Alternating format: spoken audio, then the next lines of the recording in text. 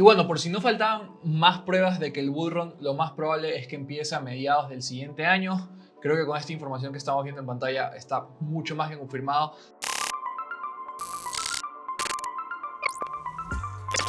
¿Qué tal? ¿Qué tal? ¿Qué tal? ¿Cómo están? Espero que se encuentren muy bien. Bienvenidos a Isoxis Trading. Hoy vamos a estar revisando varias métricas muy interesantes, especialmente con respecto al bull run, el aspecto macroeconómico.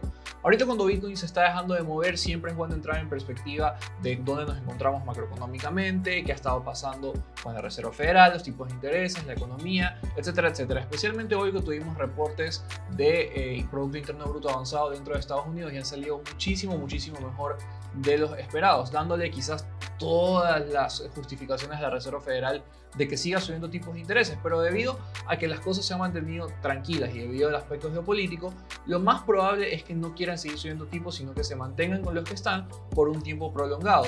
Y si bien esto no se puede considerar como un pivoteo como tal, se lo considera ya prácticamente esto ha ocurrido casi en las últimas etapas de los mercados bajistas y justo también casi a la par de lo que puede pasar con Bitcoin justo cerca de las fechas del halving. Así que vamos a la pantalla para que lo puedas ver. Toda esta información siempre la estamos pasando dentro del canal de Telegram. Por lo menos, por ejemplo, anoche también pasábamos un video tradeando en vivo Nasdaq. Logramos hacer un profit de $360 en menos de 8 minutos. Fue sentarse, esperar el análisis, lo toca perfectamente, luego baja de una, tomamos ganancias y pues ahí estás viendo cómo gestiona la operación, qué decisiones toma y todo lo demás. Entonces, si te interesa ver ese video y todos los análisis que estamos pasando todos los días, en el link de la descripción tienes el grupo 100% gratuito para que te puedas unir. Pero vamos a pasar a hablar primero de los fundamentales de hoy. Podemos ver que el Producto Interno Bruto salió en se esperaba un 4.5% y actualmente salió un 4.9%. Creo que ahí estoy tapando los datos para ver si salgo un ratito de cámara. Ahí está perfecto, ahí sí se puede ver bien.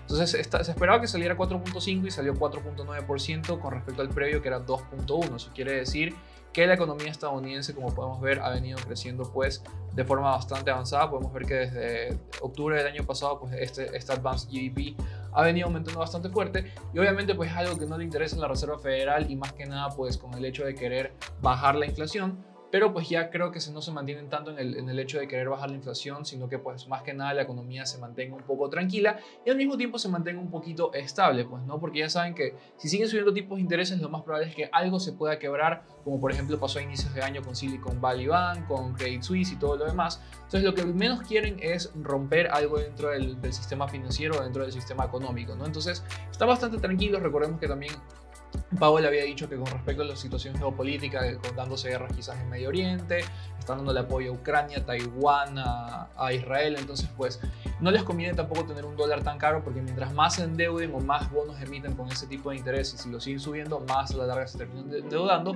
que sabemos que es algo que igualmente van a terminar haciendo, pero que tampoco sea tan grosero, tan agresivo el nivel de deuda que tengan, pues, ¿no? Entonces, ¿cómo esto nos beneficia o por qué nos puede beneficiar bastante que ya no se bajen tipos de intereses y que tampoco se siga subiendo, sino que más bien se mantenga en un rango en el que los tipos de intereses se mantienen constantes? Porque como podemos ver dentro de la pantalla, las últimas veces que esto ha sucedido, por ejemplo, esto de acá tenemos la crisis del 2008, los tipos de intereses se mantuvieron constantes casi por 400 días y bueno, no tenemos datos suficientes aún acá para ver de la crisis.com, pero también fueron alrededor de los datos que hay, fueron casi como 200 algo de días, pues no, sin contar la data que estaba un poquito más atrás, ¿no? Porque recién esto se empezó a meter dentro de la Reserva Federal de Nueva York a partir como que de julio del 2000, ¿no?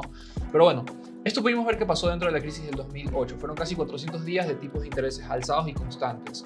Luego podemos ver que en la recesión pequeña que hubo dentro del 2019, que tampoco fue que una gravísima, pudimos ver un promedio de tipos de intereses constantes también cerca de 224 días. Y actualmente pues nos encontramos en esa etapa en la que la Reserva Federal ya no le interesa seguir subiendo tipos, pero tampoco los quiere bajar, sino que mantenerlos constantes durante un tiempo, ¿no? Y si nosotros vemos y hacemos un promedio entre los días o el promedio más o menos cuánto tiempo se ha demorado la Reserva Federal en tener los tipos de intereses constantes para luego reducirlos, que es lo que nos interesa. A lo que nosotros personalmente nos interesa es que los tipos de intereses pues estén dentro de este punto, pues no cerca del punto cero, porque aquí es cuando la economía pues empieza a tener dinero barato, empieza a tener una política expansionista, que sean préstamos súper baratos, se empieza a invertir en todo, muchísimo gasto público, y eso es lo que al final termina teniendo un boom inflacionario, especialmente en los activos de riesgo, y aquí es cuando nosotros entramos en acción y nos beneficiamos de toda esa mega subida que suele haber, pues, ¿no? Entonces, si nosotros hacemos un promedio más o menos hasta que no, recordemos que esto es un análisis retrospectivo, no estamos hablando de matemática exacta, pero más o menos en qué fechas tendría que darse este pivote, por así decirlo, en el que la Reserva Federal ya empieza a retroceder en tipos de intereses, tendría que ser más o menos por julio del siguiente año, julio de 2024. Ahora, si ustedes recuerdan bien qué pasa en julio de 2024 cerca de esa fecha, podemos ver que estamos cerca del halving. Julio del 2024 justo es donde esta gráfica que nosotros revisábamos, que tiene todo el tema de la minería, el costo por Bitcoin y de los profits de los mineros, y también tenemos como una gráfica histórica del bullish, de los periodos alcistas, bajistas, de recuperación, pre-halving y halving. Tenemos que pues básicamente justo en julio del 2024 es cuando esta gráfica pues espera que ya empiece un ciclo más alcista de Bitcoin. No significa que inicie esta raya y nos vamos para arriba, no. Se refiere más al hecho de que pues cerca de esta etapa pues Bitcoin ya empieza a tener pues, rendimientos ya más crecientes y es cuando se empieza a comportar de forma mucho más alcista, ¿no? Entonces, qué sorpresa que tengamos esto acá pasando y que justo cuadre todas las fechas casi como matemática exacta, a pesar de que no lo sea, pero está muy interesante que sea de esta forma. Ahora, ¿qué es lo que nos interesa también ver? Esta gráfica que ustedes están viendo actualmente es la diferencia entre los rendimientos del bono de tesoro de 10 años y el de 2 años. Te explico de forma súper breve por qué esto es importante saberlo.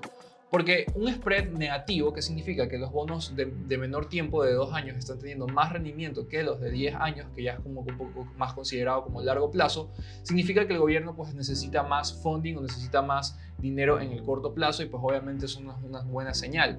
Sin embargo, esto ha estado cambiando durante los últimos meses y ya lo vamos a ver en la siguiente gráfica, pero pues cómo se ha comportado esta gráfica históricamente. Podemos ver que históricamente cuando el spread ha sido negativo, el mercado ha encontrado piso una vez que logra recuperar en sí el nivel positivo y llega cerca de estas zonas. Por ejemplo, aquí fue de la crisis.com, hubo spread negativo y luego se encontró piso cuando ya estábamos por acá. Y en la subprime pasó lo mismo, tuvimos un spread negativo y el piso se encontró acá. Acá obviamente al ser una crisis totalmente diferente, pues con muchísimo más dinero de por medio, el spread fue muchísimo más bajo también, pues no se fue a niveles mucho más negativos.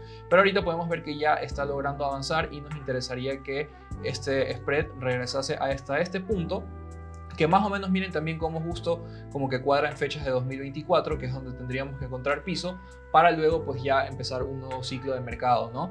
Ahora, ¿por qué nos interesa y qué es lo que tenemos que saber con respecto a los ciclos de mercado? Porque muchas personas dicen, la Reserva Federal empieza a bajar tipos de intereses acá y a medida que empieza a bajar tipos de intereses el mercado sube, y esto en realidad no funciona de esta forma. De hecho, se ha encontrado piso ya cuando estamos cerca del 0% de tipos de intereses. Eso quiere decir que por lo general los pisos se han encontrado cerca de estas zonas o cerca de estas zonas. Y pues lo más probable es que esta vez quizás no sea la excepción, pues no es lo mismo en las burbujas.com. Por acá se encontró piso por 2003-2002. Entonces lo que nosotros tenemos que esperar es que ya estemos cerca de tipos de intereses al 0%, entre el 2% y el 1% y cerca del 0 también. Son los niveles que nos interesan porque ahí es por lo general cuando se hace como un reseteo de liquidez. Pues, ¿no? Los institucionales dicen, bueno, ciclo pasado ya ha terminado, vamos a empezar una nueva onda de donde podemos pues, pedir el nuevo dinero barato, invertir en nuevas áreas, nuevas tecnologías, nuevas narrativas, etcétera, etcétera. Entonces lo que suelen hacer es casi, pues, no vender todo su portafolio, pero reducir muchísimo su posición actual en varias de sus inversiones para pues hacer como que un borrón y cuenta nueva y empezar a invertir en nuevas cosas, ¿no? Entonces ahí es cuando se vienen los shocks y bastante gente dice, pero la Reserva Federal está cerca de 0% de tipos de intereses, el halving ya está aquí, ¿por qué estamos bajando tanto? Porque por lo general ya hemos revisado en videos anteriores también que en estas etapas, justo en el pre-halving o durante el halving, Bitcoin suele retroceder en promedio entre un 40 y un 60%, y ahí es cuando mucha gente se asusta y dice, no, ahora sí ya nos vamos para abajo, cancelado el bull run, esta vez va a ser diferente, y ahí es cuando verdaderamente justo después de esa bajada el mercado empieza a irse demasiado fuerte hacia arriba, ¿no? Entonces esto es lo que verdaderamente nos tiene que impactar y pues nos tiene que interesar muchísimo. Pero vamos a ver otro dato más que nos tiene que interesar también, que es lo que les mencionaba hace un momento, y es el tema de cómo están las arcas del tesoro dentro de Estados Unidos, pues, ¿no? Porque lo que pueden ver aquí es el Treasury General Account, la cuenta general del Estado, que es básicamente la cantidad de dinero que hay dentro pues, de las arcas fiscales dentro de Estados Unidos, pues, ¿no?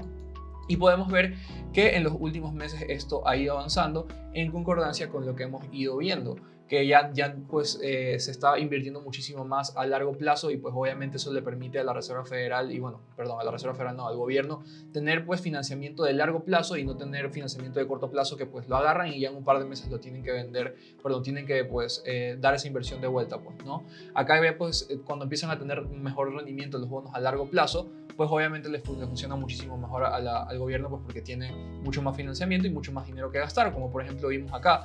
Esto de acá, cuando vimos acá que la cuenta general del Estado estuvo cerca de casi 2 trillones de dólares, esto fue casi el piso del mercado y luego mientras esto fue bajando, que obviamente pues por políticas de gasto público, que invertir en esto públicamente, que el gobierno hace esto, que da programas de ayuda, que invierte en esto acá, etcétera, etcétera, todo ese gasto obviamente genera bastante expansión dentro de la masa monetaria de la economía y ahí es cuando empieza pues vemos estos boom inflacionarios en los que tanto la bolsa de valores como el mercado inmobiliario y muchísimos otros mercados, especialmente el de criptoactivos, pues también empieza a subir. Entonces durante toda esta bajada que fue de gasto, pues fue sube. Y justo esto de acá pues da bastante, justo concuerda con la subida de Bitcoin y casi el máximo histórico. De hecho, para que ustedes lo puedan ver y que vean que no estoy acá pues hablando cualquier cosa o algo por el estilo, vamos a poner la comparación del precio de Bitcoin.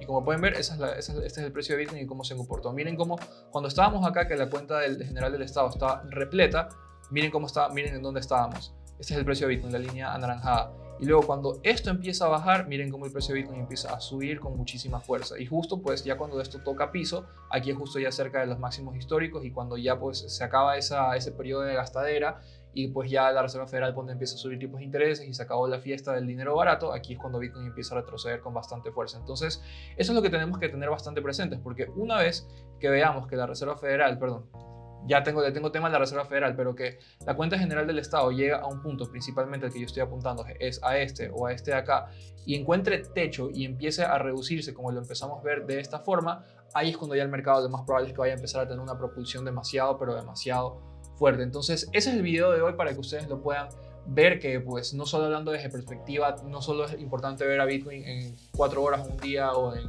1 hora, sino también cómo estamos en perspectiva macroeconómica. Y creo que con todo lo que hemos visto hoy está más que confirmado que el siguiente año podemos ver una etapa alcista dentro de Bitcoin, pero no sin antes llevarnos un susto, como les acabo de explicar. Siempre lo que suele pasar es que el mercado crashea fuerte para hacer un reseteo de liquidez, para invertir en unas narrativas y todo lo demás. Ahí es cuando la gente se cansa de esperar el bull run, se dice no, ya cancelado el bull run, no va a pasar nada, si en pleno halving estamos retrocediendo 40-50% no va a pasar, y ahí es cuando justo después de esa caída el precio empieza a irse para arriba. Así que paciencia, disciplina y siempre tengo un plan de acción. Lo importante es no saber exactamente qué fecha tú dices, no, bueno, entonces julio de 2024 el mercado va a crecer, entonces ese día compro. No, siempre tienes que tener una estrategia de inversión de promediar a la baja, comprar más a la baja, y de hecho eso es algo que vamos a hacer en un siguiente video hablando sobre los inversores realistas que promedian sus compras a las bajas y un inversor emocional que en cambio va comprando cada vez más cerca de máximos históricos y la diferencia de rendimientos y cómo obviamente el inversor realista logra sacarle mucho más provecho al mercado alcista, pues comprando mientras todo el mundo tiene miedo, comprando mientras el precio baja, en contrario pues a comprar cuando el precio va subiendo. Les mando un fuerte abrazo y espero que les haya gustado el video de hoy. Chao.